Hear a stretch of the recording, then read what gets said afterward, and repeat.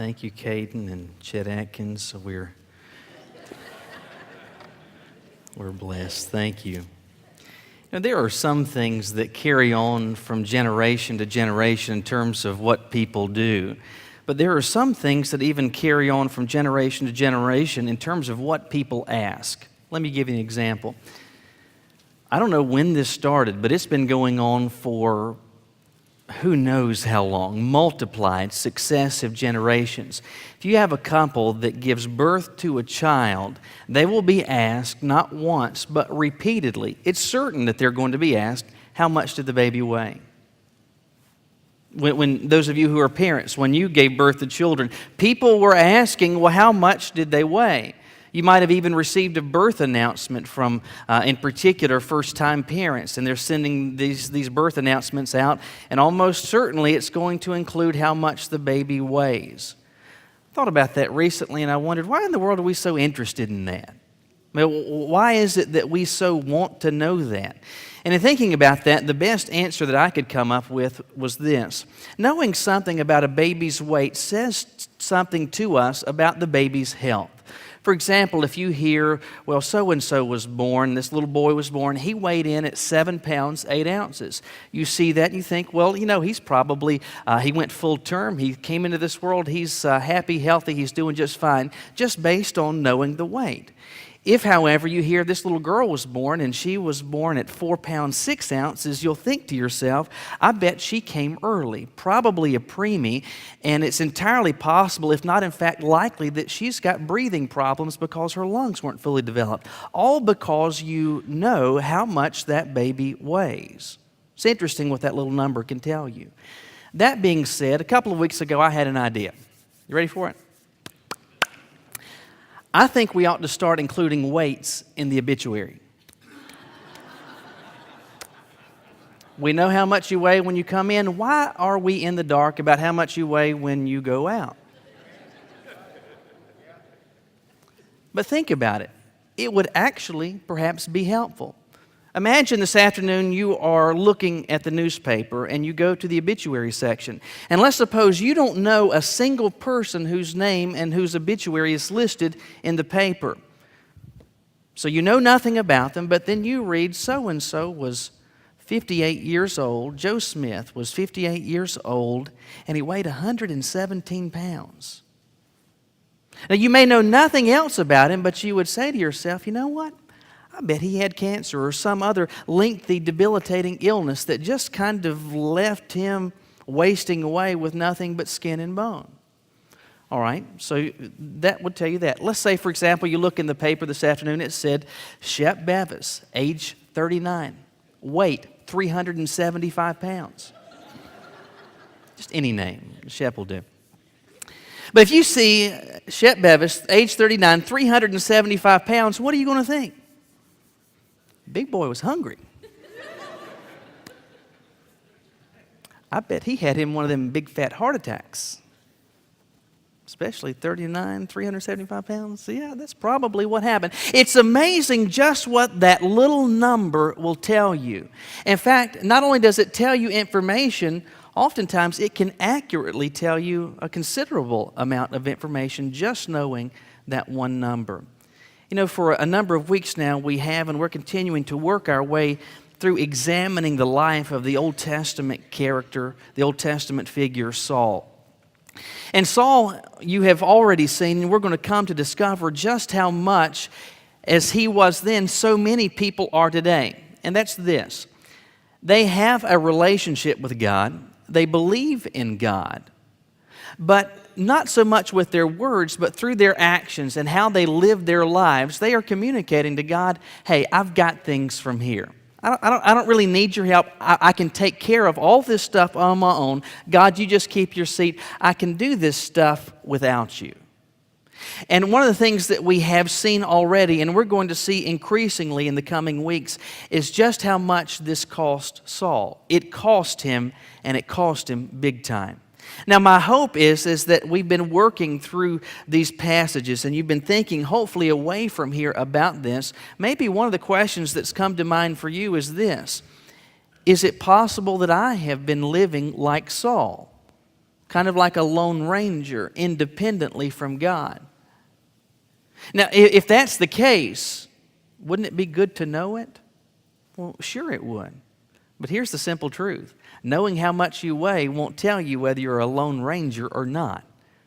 That number won't help you. So what is it that may help you be able to look at and examine your own life and see how much you are like Saul, how much you are living like a lone ranger, acting and living independent from God? Well, the Bible answers that and provides for us the solution to this need in a passage in 1 Samuel chapter 14. It's going to give us 3 questions that we can ask ourselves. And as we ask ourselves those questions, it'll help reveal to us whether or not I am or you are living like a lone ranger. If you would open your Bibles with me to 1 Samuel chapter 14. 1 Samuel chapter 14, and we're going to be looking at a lot of verses this morning, so I'm not going to read the entire passage, but if you'll keep your Bibles open, and we'll drop in where we need to so that you can see exactly what's going on.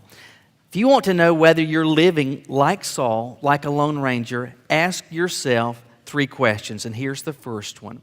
What guides you more, circumstances or God? What guides you more, circumstances or God? Let me set the stage for you as to what's going on here. Last week when we left the story, Saul's son Jonathan had led an attack, a very successful attack against a Philistine garrison. And it was apparently just a humiliating loss for the Philistines. And they decided, you know what?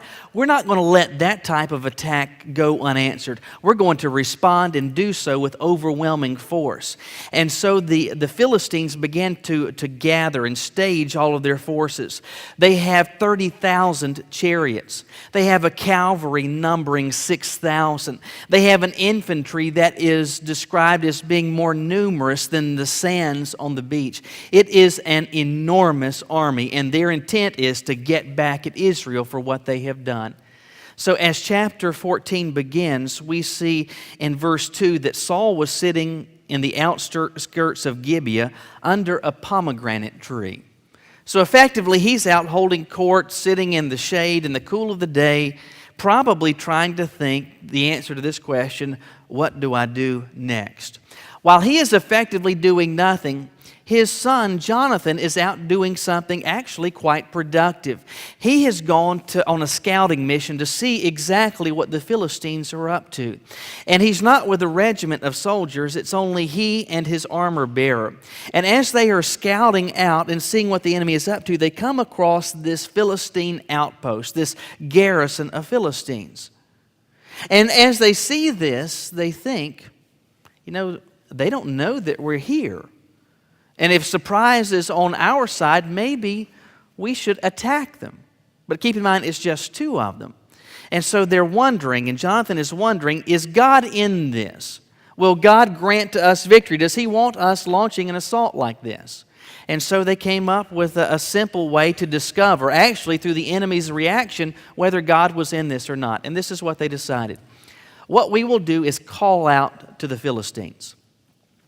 And once we reveal ourselves to them through that way, if they say to us, hey, wait just a minute, we'll be over there to you, that'll be God's sign, do not fight. Do not launch this attack.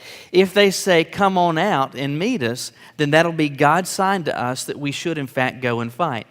So that's what they did. They called out to the Philistines. Hello? Hello? And so they call out to the Philistines, they revealed themselves, and the Philistines reply back, mocking them, saying, well, I see these Hebrews now are starting to pop their heads up out of the holes. And they say, come over here, we've got something to show you. Well, what they had to show them was probably the tip of a spear. But believing this was an answer by God as to whether they should fight, Jonathan and his armor bearer began to fight. And in a space of a half acre, a very small plot of land, Jonathan and his armor bearer successfully killed 20 soldiers. They are vastly outnumbered, but they killed 20 Philistines. Now, as this takes place, God causes an earthquake. The ground begins to tremble. And all of a sudden, other Philistines in the garrison, they begin to get concerned. They see 20 bodies of their fellow soldiers lying dead on the ground at the hand of just 2 Hebrews. There's chaos, there's pandemonium. They're thinking maybe our gods are not on our side. There's frantic activity, there's chaos, there's pandemonium, and this spreads throughout the Philistines. Well, as this spreads, Saul becomes aware of this. And think about it. When's the best time to attack your enemy? While everything is in place, while they're concentrating on battle, while their minds are completely engaged on the task at hand, or when everything is chaos and pandemonium? Well, certainly the latter. And so Saul thinks to himself, man, this is a great time. There's chaos. This is the perfect time for us to go and attack the Philistines. But before he can do that, he knows, according to Deuteronomy chapter 20, they need to have a priestly address. And so what he does is call for the priest, a man named Ahijah, to come and address the Hebrews, but beyond that, to offer sacrifices to God and to ask God, hey, are you in this? Do you want us to go and actually fight? So the priest has begun his work. He's got the ark. It has been brought out. He's doing what's necessary. He's beginning to make these requests to God. And as he does so, you see down in verse 19, it says, now it happened while Saul talked to the priest that noise which was in the camp of the Philistines continued to increase. So Saul said to the priest, withdraw your hand. Get your hand off the ark. It is time for us to fight. We don't have any more time for this gobbledygook. We need to fight because our golden opportunity is quickly dissipating. If we don't seize this now, we'll not get a chance like this again. Well, the question is this. What did God think about it? Was He wanting them to engage in this fight? Was He wanting them to launch this attack? Truth is, Saul never knew. He never found out. He didn't wait long enough to discover the answer to it. But you know, that shouldn't come as a surprise to us because that's what Lone Rangers do. That's how they operate. They'll give time to God so long as there's plenty of time. But when circumstances are pressing, when the clock is ticking, they tell themselves, I don't have time for this. I've just got to do something. So to summarize what happens, Saul and his forces, they begin to launch an attack. They experience a victory that day. They do win. But the victory that they experienced paled by comparison to what it could have been. What should have been experienced by Saul and the Israelites that day was an amazing, astounding, utter decimation of the enemy. But they didn't get that. They didn't experience that. Why? Because Saul was doing what he's been doing now for some time.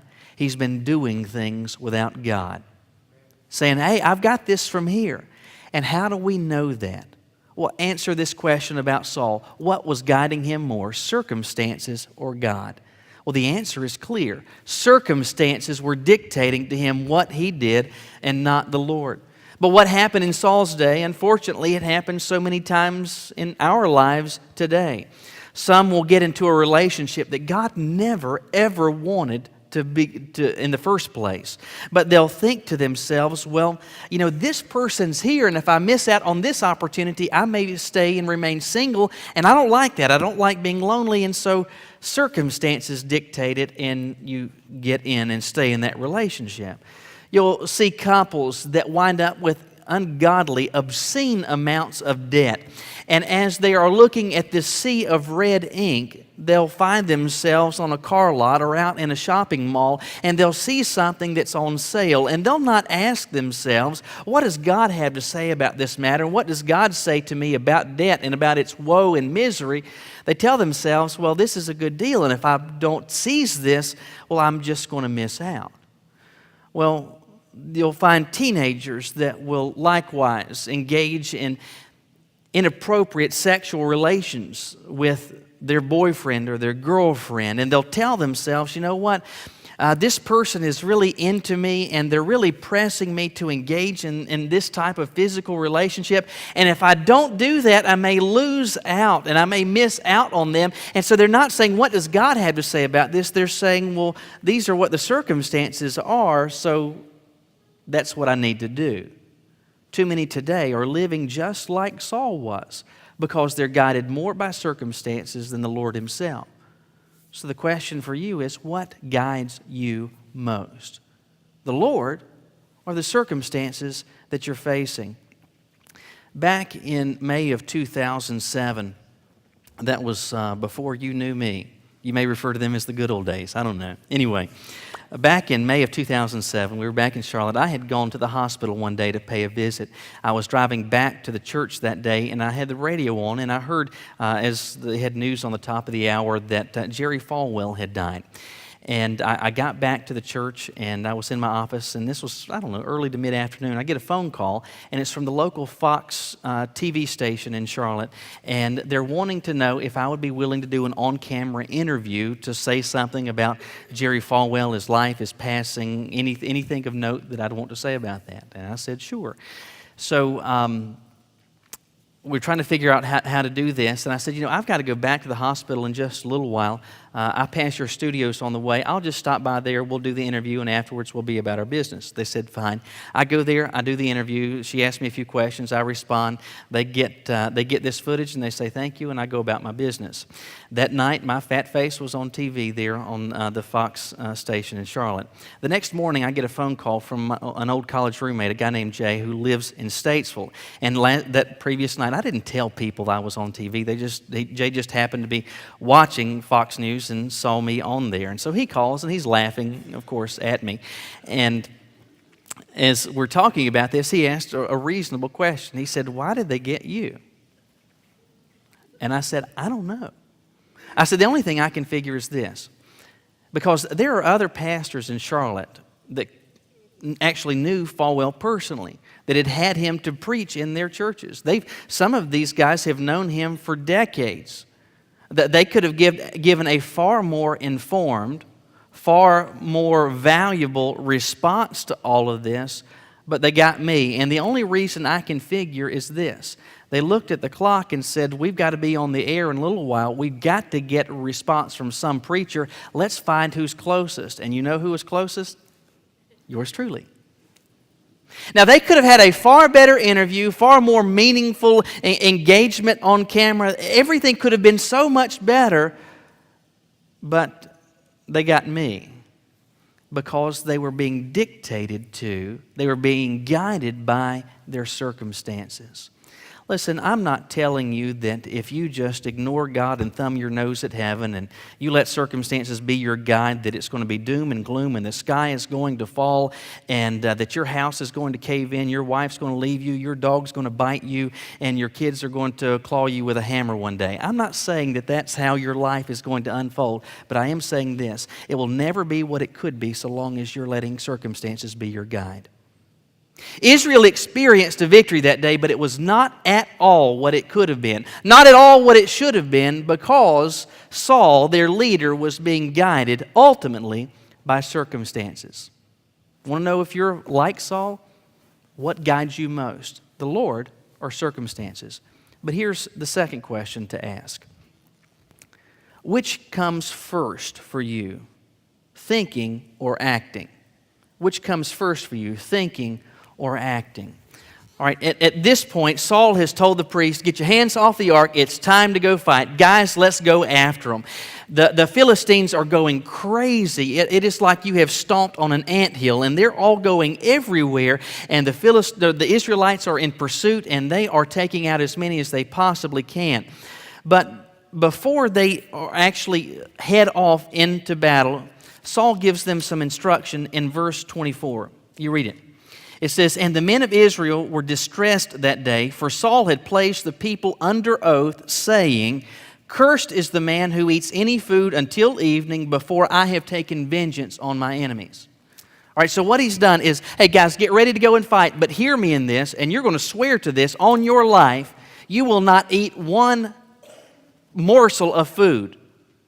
You're not going to eat anything until nightfall, until I've taken vengeance on my enemies. You swear to this on your life. So the soldiers do so. And so they go out, headed for battle. Nobody's got a bag lunch. Now, think with me about this. It is physically demanding in the year 2014 to engage in warfare. And some of you have experienced what it was like in Vietnam or maybe the first Iraq War, and you have family members maybe who have fought recently in Afghanistan or Iraq, and you might have heard them describe just how physically demanding it is.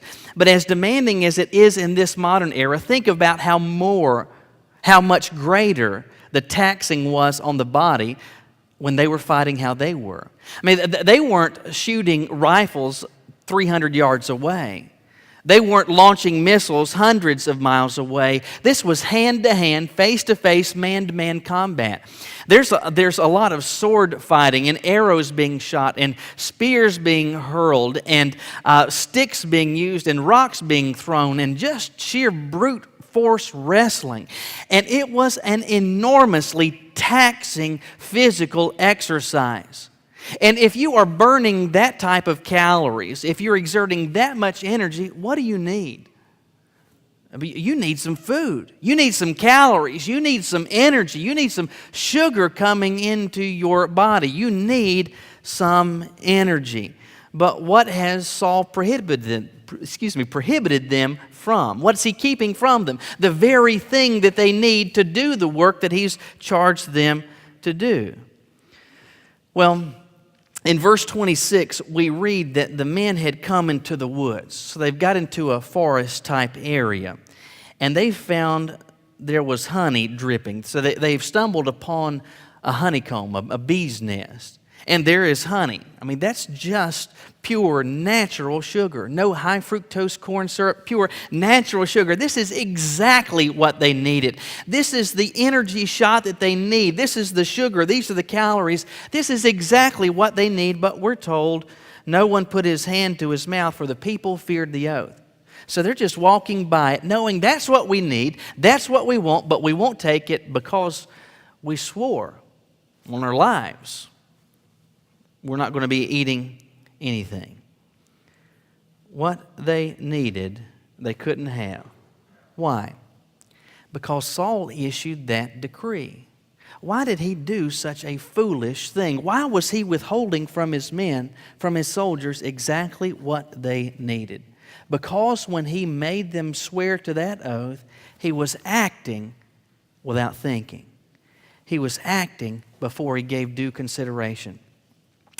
This past Tuesday night, I was going to go run an errand for Caroline. I had to go pick up something. I actually had to go over to Winston to get it, and Nathan was with me. Before I left the house, I told Caroline, I said, Nathan has been talking for weeks now about wanting to get a watch. And I said, he's got this birthday money that he's saved up. I said, if you're okay, I'll see if there's a Target on the way back, and we'll stop, and I'll see if I can find him a watch. She said, fine. So we head over to Winston. We go to the first stop and found out there was a Target just down the street. And so we head over there. As I come into the parking lot, I go in front, at the front of the building where the main door is. As I am going along, two things. One, I am going slow. I really am. And secondly, there is this mother with two children walking behind her. And I stopped probably as far as from me to Donnie away from where she was. It was a considerable distance. So I'm going slow, and I stopped. I am confident in plenty of time. But this woman gives to me the evil eye, and she begins to. I can't tell exactly what she's saying, but I can tell she is complaining out loud about me to her kids. But I don't care. So anyway, I pull into a parking spot. Nathan and I get out, and we walk into the store. I immediately grab a buggy, but this lady and her two kids are there. And for whatever reason, they are going to be heading back out now of the store. And as I have passed by, and I'm probably as far as for me to Karen now away from her, walking in the opposite direction, she tells her children this: watch out for him. He'll run over you. He needs some glasses. You know what I said? Shut up. Actually, let me be honest with you. Shut up is a bad word in our house. You can't say that in our house without getting into trouble. I've got my 8-year-old with me. And so I just blurted out, I didn't get the P out. So what I ultimately sounded kind of like was an uncivil hare lip. Shut up. And as soon as I said that, and I just kept on walking, I thought, Michael, you goon, what were you you weren't thinking. But Nathan is with me, and he's witnessed all of this, and I don't want to make a bigger to-do about this. I want him just to kind of forget about this. I don't say anything. We find a watch, pay for it, we get in the car, we head back home.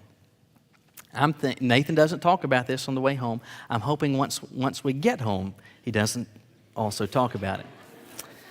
So we come into the house, and Nathan goes over to Caroline, and he's showing her his new watch. And then he said, Mommy.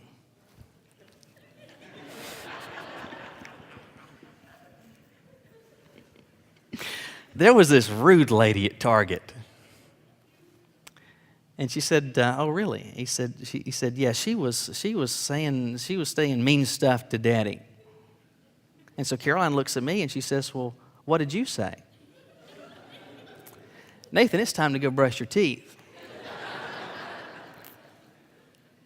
No, Michael, she said something to you? Yeah. Well, did you say anything to her?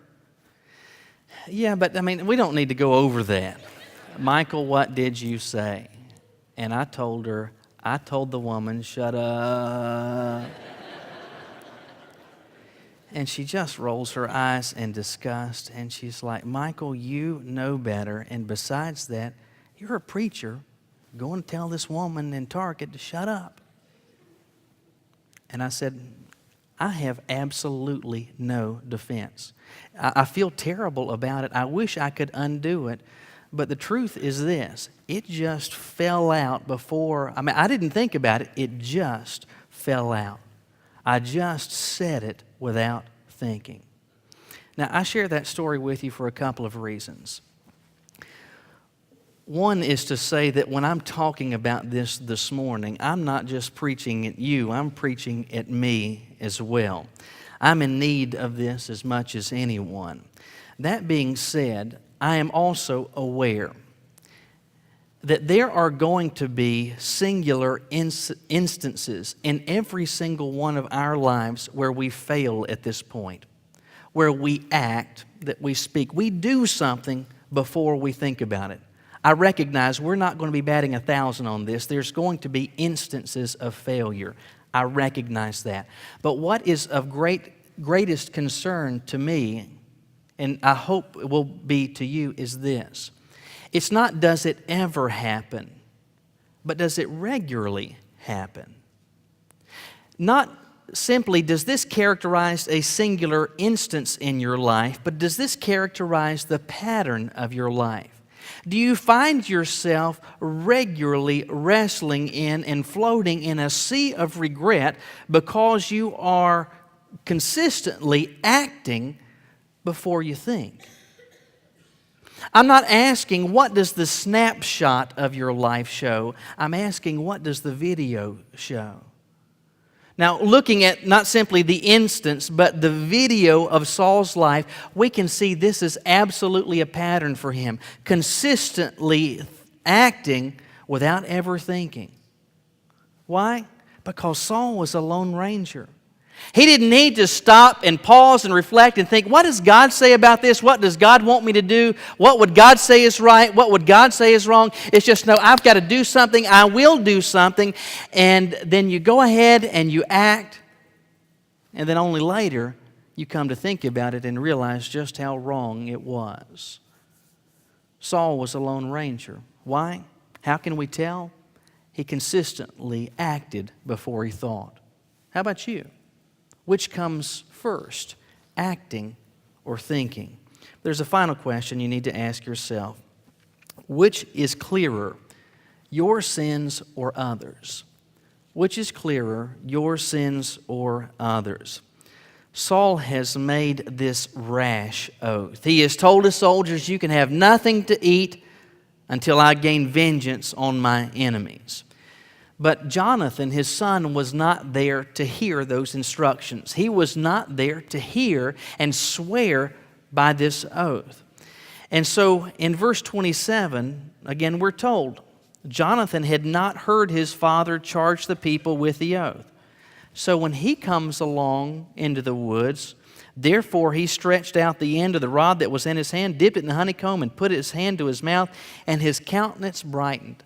I mean, what Jonathan needed, the rest of the soldiers needed. This is exactly what their bodies were craving. They needed some sugar, an influx of calories, some energy to replenish their tired and fatigued bodies.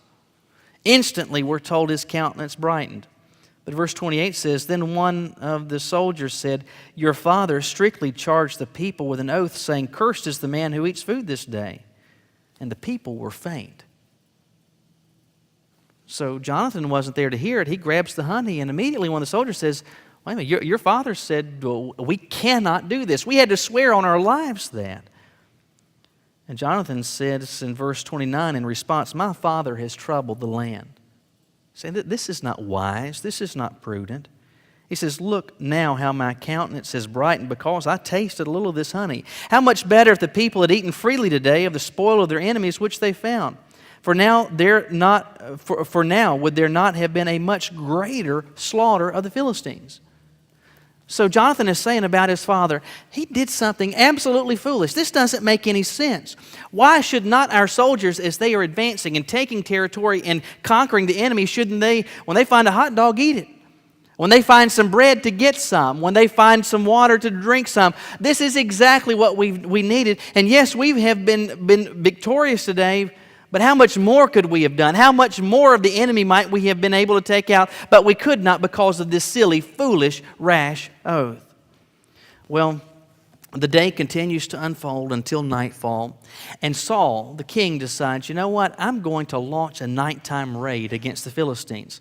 Now think about it. That would have been very unusual in this day. They have no night vision. There's no flashlights. It's just torches. And they're going to try to go with torches and moonlight to go and attack the Philistines.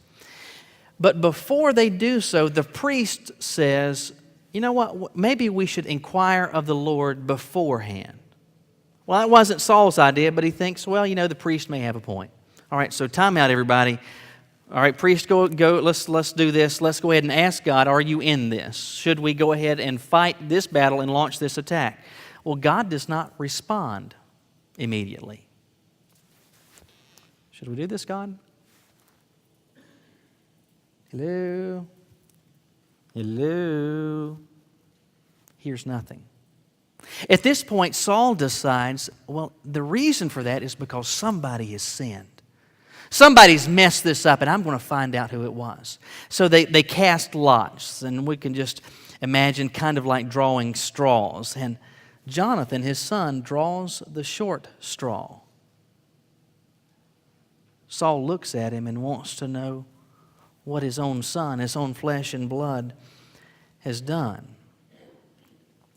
And so as this happens, in verse 43, Saul says, "Tell me what you have done." And Jonathan's response was, "I only tasted a little honey with the end of the rod, the staff, the stick that was in my hand. So now I must die." Now, look at Saul, his father's response. Verse 44, "God do so, and more also, you shall surely die." Saul's not the kind of guy that you really need to get a good Hallmark card for at Father's Day, is he? His son admits what he's done, and it seems matter-of-factly his father says, yeah, you violated the rules, you've sinned, and you're going to die for it. So was that the end for Jonathan? Not a chance. Look at verse 45. "But the people, the rest of the soldiers that are gathered, said to Saul, 'Shall Jonathan die who has accomplished this great deliverance in Israel?' Certainly not. As the Lord lives, not one hair of his head shall fall to the ground, for he has worked with God this day." So the people rescued Jonathan, and he did not die. For Saul, it's all taken care of. As much as reluctant as he may be, yes, his son's got to die. And the people said, oh, fat chance. You may be king, but it's going to be over our dead bodies that you make his a dead body. That will not happen. This victory, why do we have this? It's because he launched the attack in the first place. Furthermore, they say he has worked with God this day. The people recognize it. They can see who is somebody that's walking with God, and it's not Saul, it's his son Jonathan. And we are not going to take the life of the one that has been setting the example. We're not going to be taking the life of the one that God used to get all of this started, the one that has been working with God this day. Saul could see very easily the faults of others, and in this case, those of his son. But he, it seems, was completely blind and oblivious to his own sin. He could not see that it was Jonathan who worked with God and not himself. Saul could not see his own impulsiveness, his own self-reliance, his shortcomings and his sins, but he could see and see clearly the faults, the failures, and the sins of other people. Why? Because that's how Lone Rangers work. Acting independently of God, they look and very easily they see and see clearly and see effectively, consistently, the sins of others. In 1903, in December of that year, down on the coast, you're familiar with the story, Kitty Hawk, North Carolina, the Wright brothers did what before had been attempted many times, but never as successfully as they did. And in their little flying machine that they had made, these two brothers flew for the first time. I think that first flight was 19 seconds long. And so they recognized we've made history today. This is consequential, what we have done. And so they sent a telegram back to their sister, who's back in Ohio, informing them of what they have accomplished. The telegram said this: "We have actually flown 120 feet. We'll be home for Christmas." Their sister, Catherine, gets the telegram, and she takes it then to the local newspaper, shows it to the editor. She's aware what her brothers have done. It's a big deal. This is consequential. They have actually flown. And so the newspaper editor glances and looks down at the telegram, and he says, "Oh, how nice. The boys will be home for Christmas." He misses what was most important. And understand me and hear me in this. It is good, it's not a bad thing. It can be a beneficial thing for you to be able to look at and see sin wherever it exists. Anything that's a violation of God's standard, it's beneficial for us to be able to see that and recognize it. But what is far better and far more beneficial is not for you to be able to see it in others, but to see it in yourself. Lone Rangers, though, they don't ever see it in themselves. And because of that, it remains. Oh, they see it and see it well in other people, but they harbor this, they keep this, they maintain these practices and these behaviors in their lives. Why is that? Why do Lone Rangers do this? Because, again, Lone Rangers are operating under this notion: hey, God, you can keep your seat. I've got things under control down here. Stay on your throne. I can take care of this. And because they're operating with that mentality, they do not recognize just how fully in need they are of God and of His forgiveness. Oh, other people, they absolutely need it. Oh, so-and-so, look at what they have done. Did you hear what they said? The preacher told some woman at Target to shut up. I can't believe that he said that. Oh, they can see and see well the sins of others, but in their own houses there are never any mirrors. They never see themselves as they are. They don't see the needs that they have and just how dependent they are on God. Saul was a lone ranger. How do we know? Because he could see and see well the sins of others, but he couldn't see it in his own life. Well, how about you this morning? You might say, I drove a car this morning, but figuratively, did you show up here at 5250 Hilltop Road on a white horse. Have you been operating as a Lone Ranger? What guides you? Is it the circumstances most, or is it God? Which comes first generally in your life, acting or thinking? What stands out clear to you? What are you most effective at being able to see, your sins or others? Did you show up here this morning on a white horse? Well, if that's the case, why not consider leaving this place after first coming to your knees? Won't you pray with me?